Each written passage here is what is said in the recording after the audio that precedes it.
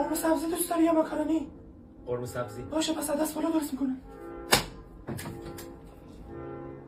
مامان چیه؟ غذا کی حاضر میشه؟ 10 دقیقه دیگه. باشه. مامان بله. غذا حاضر نشد؟ 10 دقیقه دیگه. باشه. حاضر نشد؟ 10 دقیقه دیگه. 1 ساعت پیش گفتی 10 دقیقه دیگه.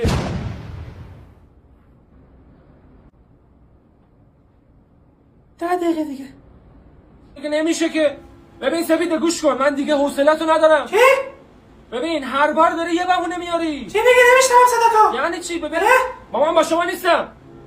یعنی چی که نمیخوای ادامه بدی؟ خب که باید بشینیم صحبت کنیم. ببین تو که شو اولی نذاشتیش. الو سپید یه لحظه. تو مامان کجا میری؟ ساختمون روبرویمون آتیش گرفته، برم کمک. وایسا. میری بیرون این آشغالا رو ببر. بگی یارو آتیش گرفت خونش بگی. برو. خیلی خوش اومدی مهدی جان. خیلی ممنونم. خوش اومد. ممنونم. مامان جان اومدی تو سلام کردی؟ بله. دستشویی شده انتهای راهروه. برو مامان جان برو یه وقت چیشت نریزه برو. مامان یادش بخیر. چقدر بچگی منو کتک میزدی. برو گویا بی وجود. من کی رو تو دست بلند کردم؟ ها؟